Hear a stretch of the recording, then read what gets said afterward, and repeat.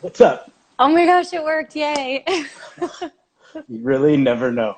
It's I so, know every time I'm like, please let it work. yeah, Instagram's so finicky. it's terrible. It's been heartbreaking. We've lost such good interviews, and I think I have it down now, but I'm too scatterbrained. I'll always forget something.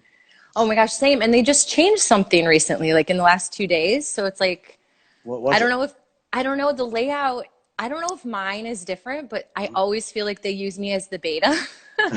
It now has a different layout on my phone. So it's like above compared to where it was below. Oh, interesting.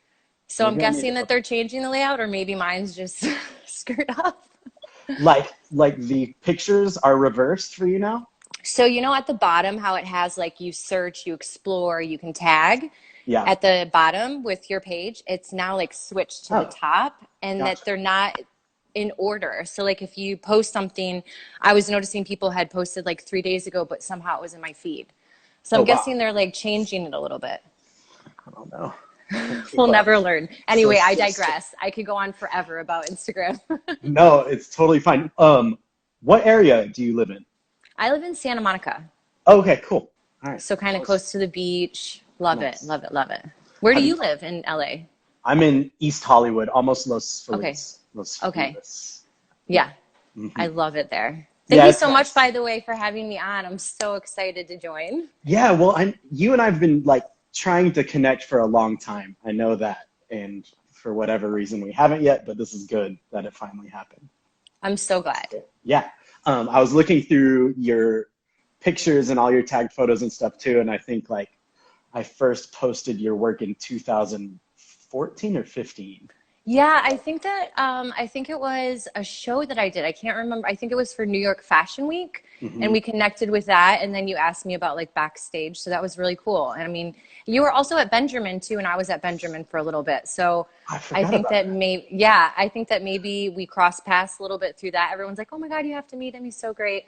So Oh, now we're that's now cool. we're e-meeting or whatever Yeah, they're calling it. so weird. Yeah, I'm still at Benjamin. It's closed, but I still take clients there. Oh my gosh, that's amazing. I mean, Yeah. obviously, it's so crazy about all the salons are obviously staying safe, Right. but I mean, it's all over the whole beauty industry right now. So Yeah. it's quite an interesting time to learn and like ask questions. That's why I'm so excited. You've had so many amazing artists on here, and I feel like it's been a really great community that you've kind of built to Cool. allow people to share how they're feeling during this time. And also in the industry, I think it's very close knit, and I don't think as many people were talking about it beforehand. Right. So I love that you're kind of shining a light on it and allowing people from all areas to kind of ask questions and learn about it, which I think Cool. is so important. Awesome. Well, I'm glad. I'm glad you got to join. Um, Yeah. I love I love details. So I'm going to ask you Okay. about your whole thing, and I Okay. I want to know the ins and outs. Don't feel like you have to rush through it, but Okay. where are you from and how did this all start for you? Okay. Well, I'm originally from Michigan in a Okay. very, very small town. It was actually a village, and my parents still live there. So it's about under 2,000 people, What I is want to it? say. What's the town? It's called Fowlerville. It's very, very small. It's about, I want to say an hour, a little over an hour from Detroit. So Cool. that's where I grew up. Uh-huh. We were very encouraged to kind of be in nature and play outside, not as much of really watching TV. So I Mhm. think that because of that, I was really into being creative and kind of exploring. My mother was a hairstylist also. She didn't work in the salon once she had us. She then only worked at home and really had this beautiful connection with her clients, people that were her friends or maybe who couldn't afford a haircut or maybe couldn't go to the salon or were having issues. She would always invite them over to her house, to our house, and do a haircut and have this amazing kind of storytelling with them, kind of like a therapy session, which I mean, hairstylists are anyway. I feel Mhm. like we're basically hairstylists and therapists at the same time. Mhm. So it really kind of gave me a look into it. I personally loved hair when I was a very young age. So I think that when I saw how my mom had the connection with the people and kind of showed love to them, I was really drawn to that. Mhm. So from there, from Michigan, I went to hair school right away, right out of high school. I tried a semester in education. I wanted to become a teacher, elementary education, and I did some student teaching, and I realized I was just too emotional for it. A lot of the families, were really sad. The parents wouldn't read to them, or like, and the teacher's like, oh, you can't get attached to them. You have all these different. So of course, I felt like it wasn't my journey to go into elementary education. So instead I continued with hair. And I lived in Michigan, did hair school, went to an Aveda Institute. Hmm. Amazing. Absolutely obsessed with Aveda. Loved it. I don't know if you know as much about Not Aveda. as much, Okay. for sure. So it's a little bit more well known on the East Coast, because I think it's Minneapolis is where it started. I could be wrong. I should know that since I went to the school. They'd be so upset.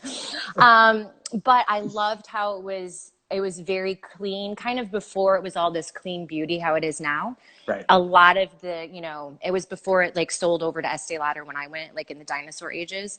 So it definitely gave you a different outlook on hair, kind of more about health and understanding the importance of that. So I went there, loved it, continued working in Nevada Salon, and actually moved to Atlanta, Georgia. Mm. I just found that I really wanted to move, and it was closer, and I had found a salon that I really liked. So I just moved there by myself, not really knowing anything from living in this really small, like, village. Right. And so I assumed that when I was going to move there, I was going to have like all these friends, and like, everybody's going to like throw a parade for me that I was like coming to town or something. Not the case. It's a big city. Yeah. And, so it was quite jarring at first to like go from this having, everyone I grew up with, knowing my whole town, and then moving to this big city. Right. But I made some great friends and I really enjoyed it. But I realized, my passion was fashion editorial.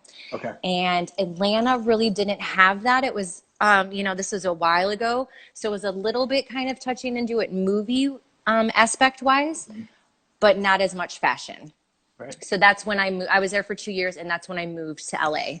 I decided I wanted to do that. I was going to move to New York, but I'd already lived in Michigan. I know how the winters are. Forget it. I want to go to the sunny. I want to go to the sunshine. Yeah. I did the same. I wanted to. So I moved to LA, and I think once again I was a little naive in moving in the fashion world and thinking that it was going to be, like New York. I assumed, oh, it's LA and New York, and LA is going to be great, which it is. Don't get me wrong, but I've been here a little over 10 years now.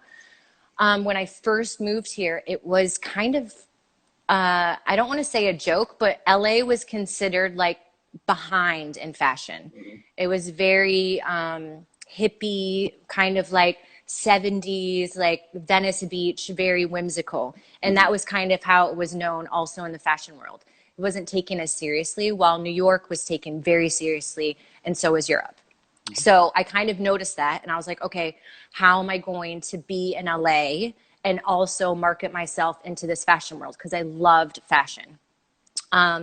So when I was working at a salon, they had Orbe was at the salon, products line, not the man, who's an amazing person. And I really loved the product line. Am I like jumping around? I'm like going all over the place. Like, No, go. Okay. Go for it. So I loved the product. And so I started using it and noticing how most of the products were really strong for backstage. A lot of the product lines are very salon friendly. They want to be able to be used for your clients so you can take them home, which is great. And I love that. But a lot of times I needed products that were going to use for intense looks for backstage. Mm-hmm. So I started researching them and seeing about education, because I've always been really, really into education, taking tons of classes, continuing my education, seeing how editorial hairstylists work, yada, yada. Were you able to really access the people that you wanted? I mean, Orbe had that connection, but when you're looking for that type of education, where did you find it? So this was actually before the internet. Instagram was as big. So, Right. this is like, 5 to 10 years ago. So what I did is I honestly would look in in the magazines of, Vogue or any high fashion magazine, and I would see in the credits who did the hair or who did the makeup. And I would literally see what agency they were at, and I would email the agency and say like, hey, and I would always say, I'm local, I'm in New York, I'm in Europe. I'm not, obviously, Mm-hmm. but I wanted them to know that I would go the extra mile and fly there. And I think that reaching out to them really was helpful in the fact that I was very eager.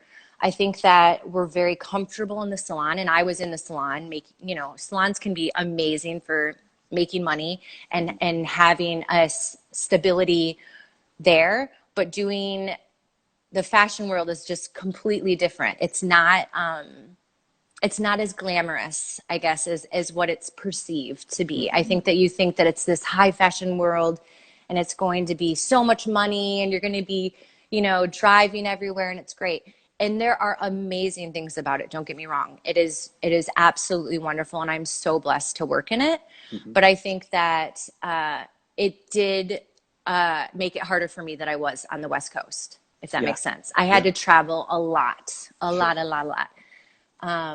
So when I moved to LA, reached out to Orbe, basically just told them like, hey, I love your product line. What can I do? And they were like, oh, we're rehiring for our education team. If you'd like, you can apply, send us a video. And I was like, absolutely. So I started a YouTube channel. I don't even know how to do a YouTube channel. I just started doing videos of me doing hair, only using Orbe products because I was like, I want to make sure that they know that I care. Nice. Sent it in and kept hounding them like all the time that I really was interested. Mm-hmm. And they asked me to come to do an interview to be an educator. Yeah. And I bombed. I was terrible the first time. I was just so nervous and very talkative. And I mean, as you can tell, I'm very talkative, but I didn't do good. And I was like, I just can't have this be not something part of my life. Like I want to be an educator. Had you been put in the education position with Aveda prior? Oh, sorry. Yes, I didn't say that. Yes. So I wasn't in the core team. So Antoinette Beaners, I believe that's the way you pronounce her name, is the head creative director of Aveda. And it was extremely inspiring to see a woman, because it's very rare to see at the very top of hair or in a lot of businesses, having the women at the top.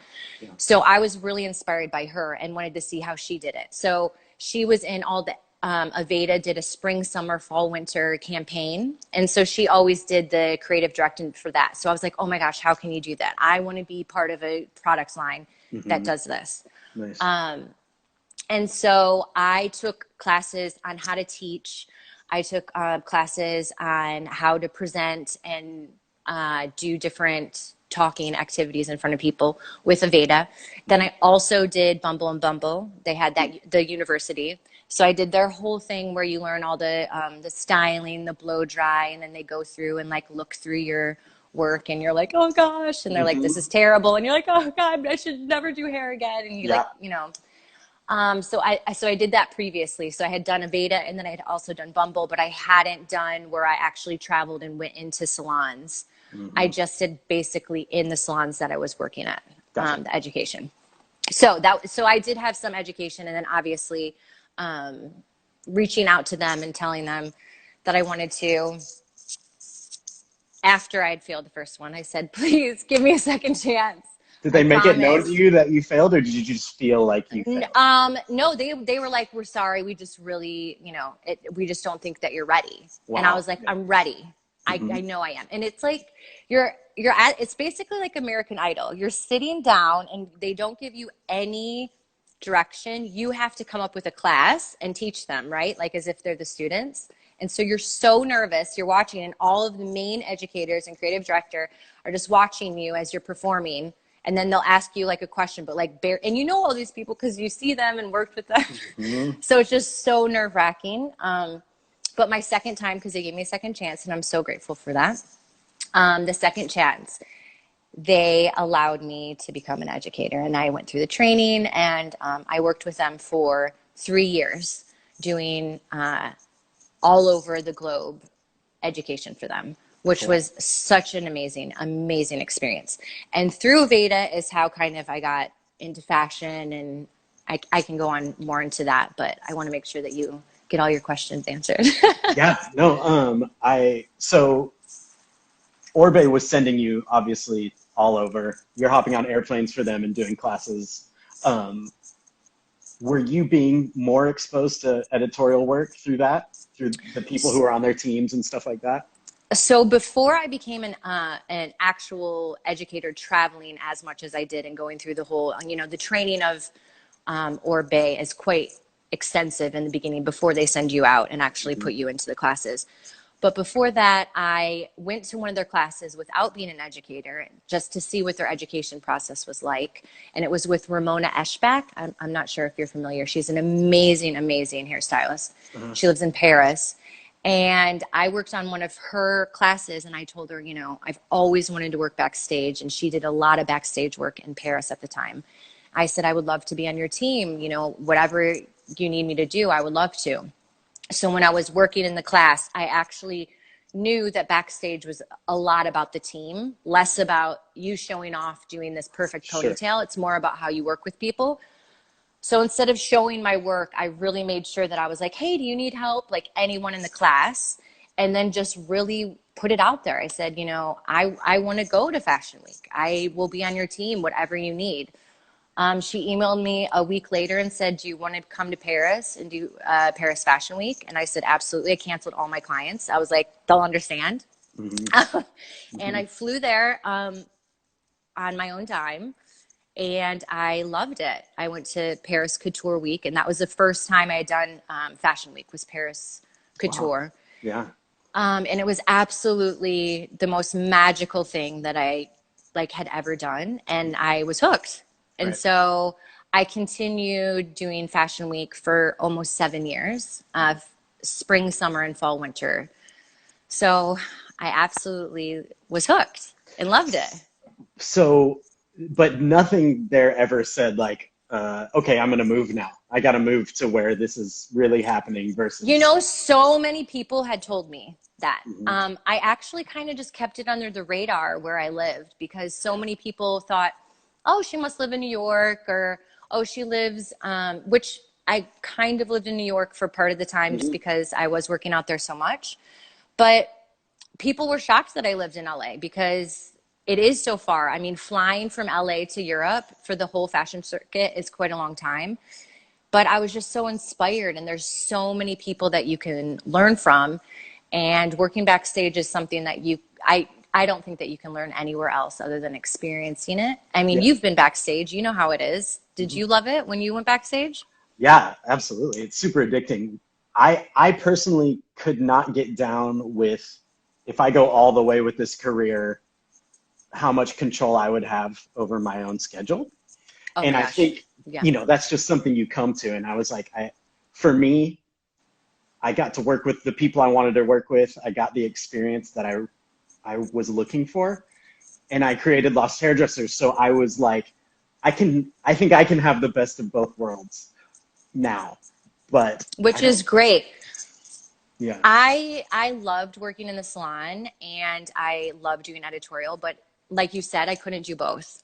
Yeah. I couldn't, the unrealistic schedule of editorial styling is just, I mean, that's one of the reasons also I transitioned from Orbe to editorial, because doing education, you're traveling so much and then you're losing a lot of editorial work. Hmm. So I just think you kind of have to decide what's best. There's a lot of people that do amazing editorial work and also are in the salon too. Yeah. And it works out great for them. But Yeah, I think if you want to get to a certain level, I think that you kind of have to decide if you want to do one or the other. for sure. So, leaving Orbe and deciding you want to do editorial full time. So Hmm. how did you come to that decision? So, well, I will say when I went to editorial full time, I kind of did. I still was in the salon kind of like 2 days a week, to kind of take a few clients here and there. And then I just decided that I knew if I didn't put my energy fully into editorial, that I was just turning down. Oh my gosh, Ramona just joined. Okay, that's who I Oh, was talking about. So yeah, if you guys can follow her, she's so amazing. Hi, Ramona. awesome. So I think that for me, it was just a little bit harder. It was kind of that push and pull, because you're definitely wanting to please your clients, and then you're also wanting to not say no to an editorial job. I mean, a lot of times if you say no, then they won't use you again. For sure. So, and it's kind of like, for me, that was pretty stressful, saying no to certain jobs. And maybe if they weren't, even paying that well, I still really had that passion to do it. And then I'm canceling 10 clients in the salon. Mm-hmm. So it was just very hard for me to decide that. But I had been in the salon for, almost 15 years. Yeah. So I kind of decided that at this point, if I want to go to that next step, I have to kind of step away from the chair. And maybe I still do some house calls here and there. Mm-hmm. Obviously after this, not currently. So don't DM me about coming to your house. People are crazy right now just trying to get their hair done. Oh, for sure. Yeah. It's happening. It's already happening. The sun's coming out and people are feeling daring. Oh, yeah. Yeah. It's crazy right now. But yeah, you're not right now. So don't DM her. Okay. No. So now you're out of the salon entirely, not doing any salon entirely. work. Mm-hmm. Yes. And are you going to New York for shoots as well, or is most of your work sustained in LA? In the beginning, I was still traveling a lot. I've been about 2 years now almost doing it so like a year and a half. Anyway, I was in the beginning traveling still, but now I feel like there's a really big shift in the world. YSL obviously had a show out here. Tom Ford had a show out here. I think that it's getting taken a lot more seriously than it was in the past. And then a lot of my clients or my, production teams are in Europe because I was doing Fashion Week and I was in Europe for such a long time, but then they're flying here to LA. So totally. It's a lot of my clients that are in Europe that are coming here, and I'm working with them here. There are some here that are based in LA, but I will be quite honest, there's not a ton that are in LA. It's mainly people who are traveling here for the sunny weather and wanting to go to the beach or something like that. When I first came here 10 years ago, I emailed everyone, every agency I could find, same thing. And, that's how I got to assist all the great people. I got to assist Duffy and James and all those people. Amazing. But that's what I was seeing, is that they were being flown out here to do hair rather than LA hairdressers doing the hair. Exactly. And if that wall can be broken through, we're hoping. Well, it needs to be put out there that you, in a sense, have, or to know what your experience with that is and how it's shifting. I think that people are taking it more seriously. I think beforehand, like we were talking about, the industry was very tight-knit, and it was, before social media, you could have only a few people that would do hair and makeup, and teams were very, very small and very exclusive. And then social media happened, and a lot of people were bringing their phones backstage, and you could kind of see what was happening. So that was kind of a shift, as nobody really saw that. Then there was a huge, bloggers, influencers. They were the only, everybody was coming backstage. Everybody was seen, and it was a lot different energy backstage. Everybody was working really hard, and I guess it just, it's going to be interesting to see where it's going now, because I feel like it'll be kind of going back to where it was in the beginning, where it's a little bit more close-knit, is what I think. Because of, like, the pandemic? Yes. Yeah. How do you see that going down? Or why? Well, for me, I just think it's going to be a little bit harder to convince the whole fashion world to get on a plane and go to New York, and then go to London, and then go to Milan, and then go to Paris. Mm-hmm. I think London has already announced that they're doing their Fashion Week online now for September, I believe. I got some wind of that. Interesting. Okay. I think, and it's not like runway. It's like they can choose to do like a podcast. They can choose to do like art or a poem.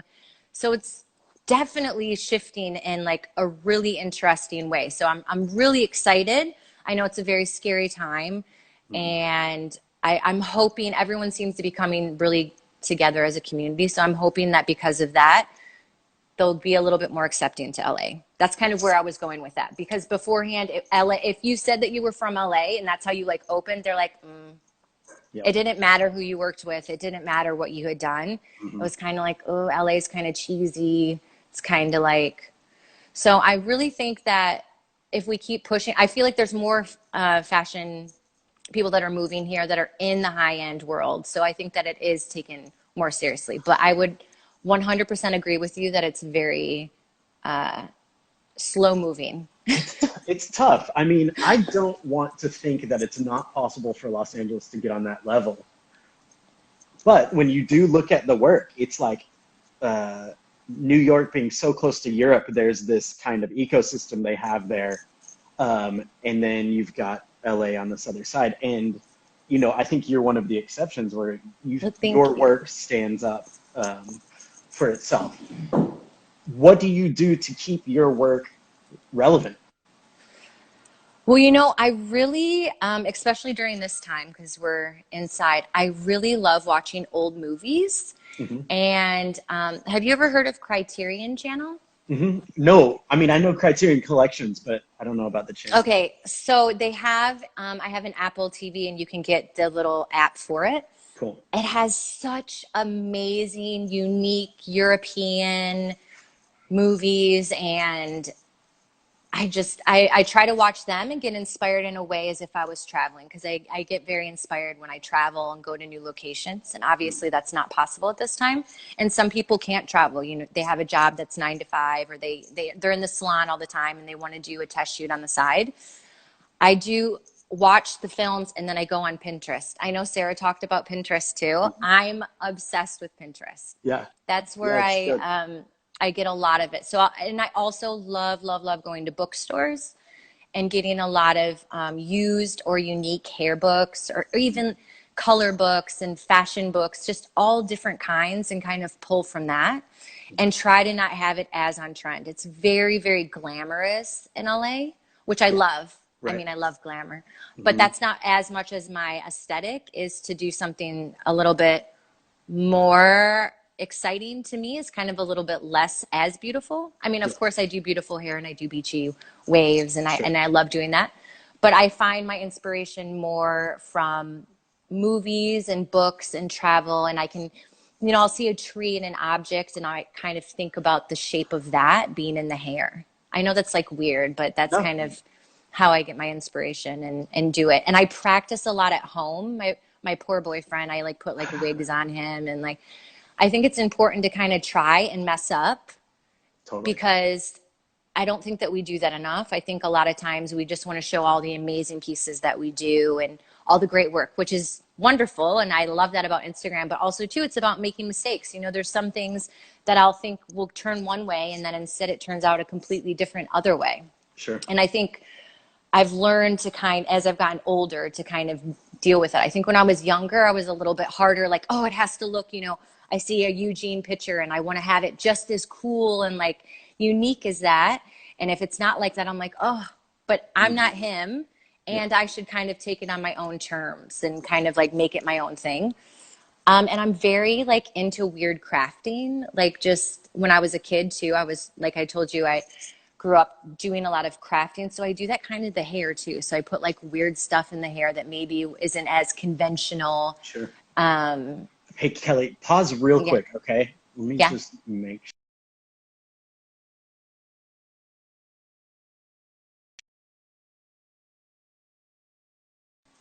Are you there? I'm Yeah. here. Okay. Cool. Can you hear me? Did I disappear? I can hear you. Sometimes, because I always record these conversations, and sometimes my phone will just stop.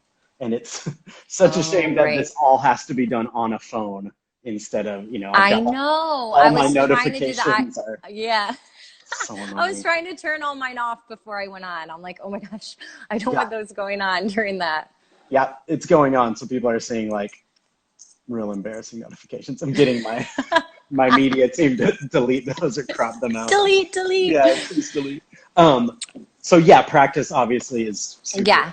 And then, important. I obviously have worked with I think that that was really helpful, was working with so many artists. I think a lot of times people want to suddenly be out of school, assist one person for a little bit, and then suddenly be this like great Sure. person and artist.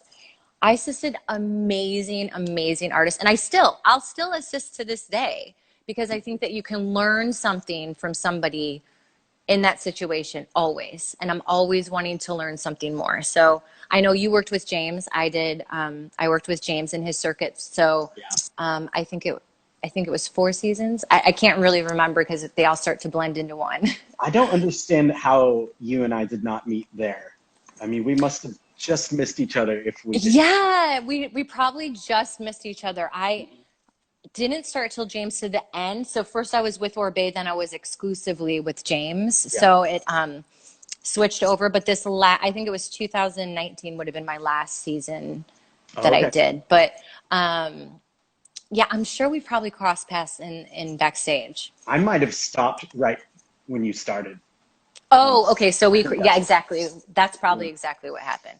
And I Yeah. know that we've like all talked about how amazing James is, but I am really thankful that I have had so many mentors or different teachers that have Yes. been so open to teach me the techniques.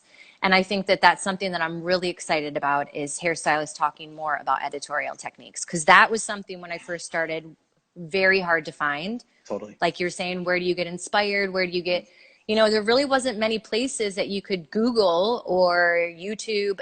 How do you do a Vogue backstage hairstyling? It's Yeah. like you can't. It was Right. like the secret vault. Yep. So I think that that's what I really loved about the Orbe team is because we all would get together and we learn from that. And then that kind of transformed into me going on to James's team and just being backstage and Hmm. learning all of the techniques from there and working with Ramona. And I mean, so many artists, DDA. I mean, Jawara, there's so many great, great artists out there Yeah. that I never think that you should stop being inspired and learning from them because everybody does everything so differently. That's what I really like too. Well, what I love and what I hate, and I've worked with both types of people, is people who hoard their crafts, Yes. who hoard what they have because Yeah. they're so afraid that somebody's going to take it away from them, which is not Hmm. how it works. No. So when I met James was very much like open and casual So about it, and nothing was such a big deal that I felt like it was out of reach for me. He let me decide, that for myself. Um, but I worked with hairdressers, a lot of like LA-based hairdressers who did more of like the movie stuff or commercials and stuff like that, and they were paranoid, and it was ridiculous to me. So it was a breath of fresh air to meet he and Duffy and all those guys. Brent Lawler, amazing. Oh, super just love. So Brent he's is. great. I've worked with him. He's so great. I want to get Brent on this really bad. Oh, you should. Oh Yeah, my gosh, he would be great. He would be yeah. such a great person to have He's on. got. He has amazing stories Mhm. and he's so deep, deep, deep, like love for fashion is Totally. so amazing. Yeah. So that'll happen soon for sure. Oh, good, good. But what do what do you look for in assistants? How do you handle them? Or do you It's use one? interesting. I do. It's very interesting. I learned from James actually. It's not about, at first I was very like, I want somebody who knows exactly what to do. They know the technique, they know this, they have like a great background, this and that. And then I just realized it's more about the person. You're Mm, with that person like a lot of the time sure. if you're with them, 10 to 12 hours a day. And they're kind of your second hand, if you're not on set, they're going to be your voice if, you're a certain way. So I personally connect with somebody who I feel has like a heart and is really caring. I know Sure. that's like so weird to say for somebody that you're working. I think you can teach them technique. I mean, obviously, I want them to be good at hair. Well, Don't get yeah, me but it wrong. starts with character. If you don't Yeah, have good character, you're not gonna want any of the other stuff. yeah. And So for most, quite interesting, almost all the assistants that I've had and have used, I've actually met on Instagram, mhm. and they've reached out to me and sent me their resume, and then I'll meet with them for coffee or something like that, kind of talk to them what they're looking for. Because, there are some people who, for instance, they want to be in the celebrity world. I don't work a lot with celebrities. That's not my, you know, passion. to do red carpet, but some people, that's their thing. They want to be working with a celebrity and they want to work with them the whole time. So then I say, okay, well, maybe that's not the venue for me. I think that a lot of times assistants just want to get the hair and they want to do it. So they don't really care who they're assisting or what they're doing. They just want to be in the scene, you know? Right. So I think I would really suggest for somebody who is looking to assist or wanting to assist is to find an artist that you like their work and what they're doing and you can emulate that to become, or you want to go in the similar path as them. Because otherwise it's really setting you back. There's so many venues in the hairstyling world. You can, like you said, you can be with movies, you can go in the union, you can go in fashion, you can do all that. But yeah, I say reach out. Now with social media, just reach out to somebody. If you want to assist them, if you want to assist James, if you want to assist, you know, Eugene, reach out to the agency. Say, I'm here. And that's the thing. You have to really be eager and really put yourself out there. I think that that's the main thing. To be shy and to be like, I don't know. There's 100 other people who are emailing and saying, like, knocking down the doors. You know, some people even pay to work backstage. I don't know if they know that. Oh yeah. Yeah. It's crazy. That initial move that I made when I moved here to email all of them, like you said, in Europe, everywhere, I still get emails from them to assist people. And there's a handful of people I would drop everything to assist still, for sure. But it works. I mean, it's worth the effort to do so. Like, have the mailing list and go for it. And have you heard of Show Division? No, I don't think so. Okay, so I'll just say that in case anybody who's watching is interested in doing shows. It's called Show Division, and they do a large percentage of the production for backstage for all the fashion circuit. Wow. So I believe that they're in Europe. I haven't worked with them because I stopped doing the shows when I found out about them, but I've had a few friends who've worked with them. You can reach out to them and they support the teams for all fashion weeks. Cool. I shouldn't say all fashion teams because each team has a different production, but a large percentage of them are used with that. And they have really well-renowned artists that they have. So I would reach out to them. They have an Instagram. If people are interested in working backstage more, there's a lot of venues like that. Cool. Have you continued to work with YouTube and stuff like that? I haven't. Oh my gosh. No? Let me just tell you, it is hard work. It, you know, when I was doing it at the time, it would take me probably about 40 hours to do one video. So for me, I don't really like to be in front of the camera. I was kind of doing it more of showing them my talents of my education and kind of showing people. I just love education. And actually, before this whole situation happened, I was planning on doing education in June and teaching more editorial styling. So I'm hoping to continue with that and kind of breaking the mold of not telling people how education and editorial is done. So how are you going to approach that? So I'm actually going to be going to a salon, opening it up to the public. It won't just be for a product certain salon. It can be anybody who, as long as they have a license. Right. They can come to the class, and I will basically be teaching a look, a ponytail, possibly, with extensions. There's a few different looks that I'm going to be doing, but basically they'll be able to come and watch me do the technique, ask me questions, and then it'll break for lunch, and they can decide if they want to do hands-on, and they can pay an extra to stay hands-on, bring a model in, and then I will go with them and kind of do hands-on with them. So this will be like Kelly Peach Beauty on tour, basically. Yes, Kelly Peach Beauty on tour. Okay, I love it. Wow. I got my PR. Yeah, we got you for sure. So we opened up a spot in Dallas where I'm from. We have like, and you're doing education there, right? Yeah, we're doing, totally. And, you know, anybody that's doing editorial hair and stuff like that, we want to kind of create a hub in the middle of the country. I love. So that people can come there and teach. And it's not too hard for people to get to because Dallas is a huge airport. And so we'd love to host you there. when things get up I for you? would absolutely, I love education and I love teaching, but obviously to do that for a products line is quite intense. So I Mhm. wanted to still be able to be doing my editorial work, but then also share the knowledge because I think it's so important that people learn how to do it and that there is, like you said, more. That's a great location too, where you're at. Yeah. The West Coast is a little bit farther for everybody, but yeah, I'm hoping to travel and, do a few courses quarterly or monthly where I can actually share the information with people who are all over.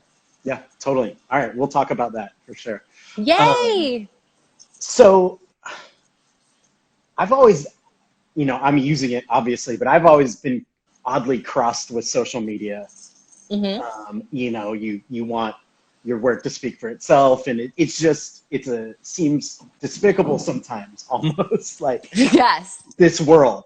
But it's obviously useful as I am using it right now. You're using it Hmm. right now. Right. It has, at least in the Lost Hairdressers realm, done way more than I ever thought it would or could do, and I'm super happy with it. But how has it? You've got a great following. Like, how did you? Was that just by chance, or did you go after that? I went after it. Tell It me took a about that. long time. Hmm. So before Instagram kind of became as big as it is now, where influencers and bloggers were a big deal, I really kind of noticed that it was a platform, depending, no matter what city you were in, that you could really promote yourself. Hence, me being in LA. But I wanted to give more of that high fashion editorial look. Right. So I thought, well, by doing that, I could kind of create this on Instagram. So I actually took a class on how to be profitable, not popular on Mm. Instagram. It's her name's Hillary Rushford. If you guys, I Okay. don't know if she's still doing the class. It's an amazing, amazing class. And it's an 8-part series, and it basically breaks down how to build a community on your Instagram. And that was really important to me because I felt like on the West Coast, and similar to what you said, maybe we weren't taken as seriously. And I wanted to talk to other people about fashion, even though I was, on the West Coast. And I really felt like people were really kind on Instagram. So from there, I kind of built. I mean, don't get me wrong, it's extremely time consuming. Hmm. I set aside at least an hour a day just alone to comment and, respond back to people that have said something. But when I first started, I was doing a minimum probably 2 to 3 hours a day where I would post and time and hashtag and go in and really make sure that I spread my love to other people. Yeah. And that's how I kind of built, was Sure. because of that. I was very, very active on it. Before I had obviously become to do editorial quite full Right. time. Right. But I will say that it also can be disheartening because when you look at it, I had to really go through and not follow as many people that were similar to me. It's hard to look on it and see that, a good friend of yours is doing amazing and getting all these great shots of these beautiful models, and you're sitting at home, saying that you were released for a job. Hmm. So I think that it's very important to kind of have a balance. So I do set timers on Yeah. how long I'm going to be on the phone, and like, okay, this time I'm going to just post a picture and comment to my people, to comment Right. to the community. So I really had to like not do notifications and put my phone aside at nighttime. Hmm. I think that when I didn't do that, it can be quite negative, if Hmm. that makes sense. It's a very amazing, positive community atmosphere, but then also too, I think it can be quite absorbing and shallow at times, where you just kind of look at a beautiful picture over and over again, and you're like, why? What am I doing? So I think you have to really kind of decide, why am I putting these pictures out here? Am I wanting to teach? And that was kind of my thing for the teaching. I want people to see the pictures and then be able to say, how am I going to do this? How did she do this? And then Yeah. ask me and feel comfortable to Totally. have that community and ask me. While beforehand, I think it was more Instagram maybe wasn't as friendly, and maybe one of your idols or your mentors posted a beautiful picture and you had no idea how it was done. What is And you that were scared. saying? That it's like I can't think of it. Comparison is the stealer of joy. Yeah. Is that it? I Yes. can't, Yeah. it's not ringing like it's supposed to. Yeah, it's something like that, but exactly. Yeah. So I basically, I went through a mass like delete on my Instagram. And so I follow more artistic, pages, paintings, nature, something that calls for me. It's not, I think that that's important when you're putting a ton of all these people that you love and like cute bloggers and influencers, and they're going on these trips, and you're like sitting on your couch eating a bag of potato chips, and you're like, Mhm. why is this, happening? I think that that can be the negative part Sure. of you. I think you just have to have a very strong divide where you divide the two, if that makes sense. I don't even know if that answered the question, but No, it's true. I mean, for me, when I started Lost Hairdressers, there was nothing else out there similar. exactly, Nothing. exactly. Now And there's a lot. there's a lot, but not as up to caliber. You really, Totally. Yeah, it's crazy. I would get really flustered. I remember seeing like main addicts pop up and I was like, what the heck is that? And yeah, suddenly they had like 100,000 followers and I'm like, it wasn't really my audience, but right. Of course, but still, you're like, how did they get that many? And like, you oh second yeah, guess I yourself. Did was I put, freaking out. Yeah, Of absolutely. course. So now, there, like you said, there is room and I'm seeing a lot more communities that are building up to the same thing we were trying to do. Like there's just more to choose from, which is fine. It's totally great. And we're all going to do our things in our avenues, which is the same with hairdressing. You've got to do your Yes. thing and see it all the way through and not worry about what the Other competitors people, do. yeah, the competitors think. Yeah. I think also too, I was really nervous. There's kind of the push and pull between commercial and high fashion. Hmm. Uh, and commercial pays quite well, and high fashion, depending on what level you're at, does not pay very well. Sometimes it doesn't pay So, at all. I mean, it's correct. I was crazy. trying to say it nicely. Um, Good. so basically, it was always as if you did commercial, you're not high fashion. Right. So everyone would post all this high fashion work, and I'm like, how are they paying the bills? How are they affording to do anything because they're not paying? But Mhm. really what was happening is that they were doing commercial and they're just not posting that they're doing commercial. Right. So you like learn, oh, so everybody kind of does a little bit of everything, but they just kind of perceive themselves in the way that they want to. So that was something for me that was interesting from social media, because you got to, create your narrative. You Yeah. can be the coolest person you want to be on Instagram and be sitting at home with 12 cats and like not have a life, Hmm. but Yeah. post that you're on these vacations. So Yep. I think that's probably the hardest part about Instagram, is that you don't see the real life behind it. Like if I could post, I mean, I'm not going to. But if I could post like a no makeup picture and like, what's happening, that's not exciting for people, but still it's the truth behind it. So I think that kind of slowly people are coming more vocal about that. Hmm. For sure. Yeah, it kind of just is what you make about it. Some people are really natural at the way they present Yeah. themselves, even if they're doing like this is the real me thing. Some people know Hmm. how to do that quite well. Some people aren't after that. But it is something that, at this point can't be ignored. I don't know how it's going to change down the line, but your personal brand, even if you're looking to assist the right people and stuff, I know I'm I'm sweating. glowing. I'm glowing. The AC, I turned it down so it wasn't too loud, and now I'm like glowing. I'm just going to pat in here. Yeah, I turned it on Massage. up until we started, and now it's like starting to. It's really hot today in LA. That's why. It's Is it? terrible. It's like 90 something today, 95, I think. Yeah, Not yeah, that we're complaining. We love it. We yeah. love It's the warm great. weather, but Yeah, I'm just a little dewy. A I little have like dewy. a pandemic tan right now, which I'm pretty proud of. Amazing. um, well, okay, that's great. So, what's next? What are you getting into? What do you want for yourself next? I know you said Well, the education thing. So, yeah, the yeah. education. Well, I was actually really excited because my first Vogue cover came out during this COVID-19. Awesome. So I wasn't expecting it, and that was my goal, was to have a Vogue cover. So I'm really, really, really excited. It was a surprise. It wasn't supposed to be for a cover. So I was very thankful for Vogue Portugal doing that. So tell us about it. Tell us like who it was and the hair and all that stuff. Oh, okay. Yeah. Um, Because so I I wish was, I had it to show, but I don't know how I to do know it's still, that. I ordered it. It's still not in the mail yet. I'm sure you can look it on on Instagram. But it was a beautiful story, basically done right before we were all on lockdown, and it was about freedom in Portugal.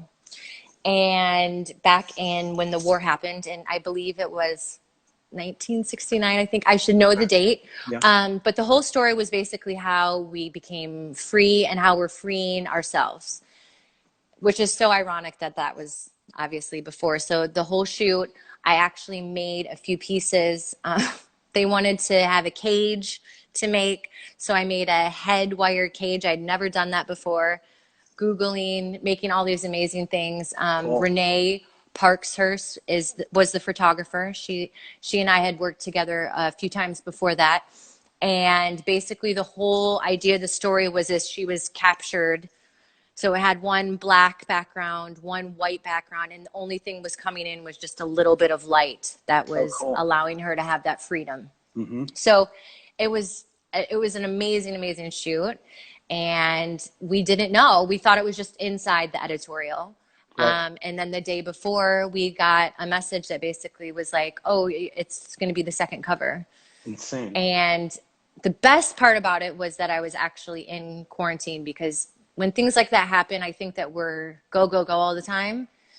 You don't really get excited about it. You're like, okay, and now I want to get a Vogue cover for another Vogue, you know? So I think it was just so nice to actually like be like, oh my God, like I actually did it, and it's okay to celebrate. I think Totally. that a lot of times with a lot of creatives, and I'm sure it's the same with you, you do things and you're like, okay, on to the next. What's the next thing? What am I doing? And we don't give that time to ourselves to be like, okay, like it's all right. Like that was basically my dream since I was young, was to have a picture in Vogue. And I was able to do it without an agent and just, pursuing my career and passion. So I was very happy about that. But obviously, my next goal is hopefully to find an agent that will be a good fit for me.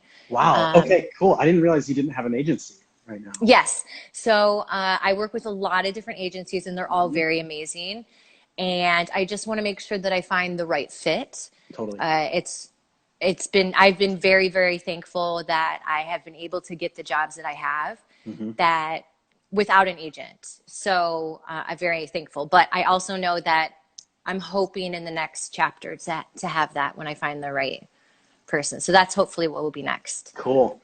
Well, I mean, getting the cover of Vogue, you could stop doing hair right now and just be done. I mean, it's a pinnacle. That's insane. I And mean, it was like very, very shocking. I mean, because you never even know. A lot of times you do the publications, you don't even know if they'll pick, they'll tell you that it's in the publication. Then maybe they're like, oh, we actually went in a different direction. right. We'll use it for the next issue. So I was just excited about having it. And then when they said that, I was like, wait, am I getting punked? Yeah. I don't know if you guys remember that show, Ashton Kutcher used to come out and be like, punked. Yeah. It's a joke. It's not real. So I mean, That would be for very me, mean of Ashton to do that I to you know, after all right? these years. I know. We're so close. How could he do it? So I think for me, that was probably like, I was just, and it's hard. I mean, you get a lot of rejections in the industry, and you have to really build thick skin for that. Hmm. Because there's a lot of times that you are told you're doing an amazing thing and it's going to come out, and then it falls through, or then you're released, or they change locations. Right.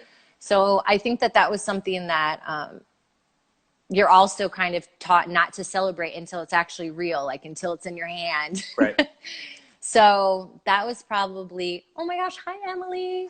Emily is amazing. She works on James's team with production. She does all the shows Rad. Okay. for him. But I definitely see myself just continuing staying here. I don't know if traveling will be as big of a deal after this. I don't really know. But I love doing shows. Someday I would love to key a show. Nice. So maybe that would be in the future. But, it's going to be very different coming in the next seasons. And obviously, I'll probably sneak in and do another one with James in the future Yeah. because I just love working with him and he's such an amazing artist and kind. So yeah, I would say signing with an agency would be my next thing and just keep, creating and doing things. I'm really having fun with creating headpieces right now, Cool.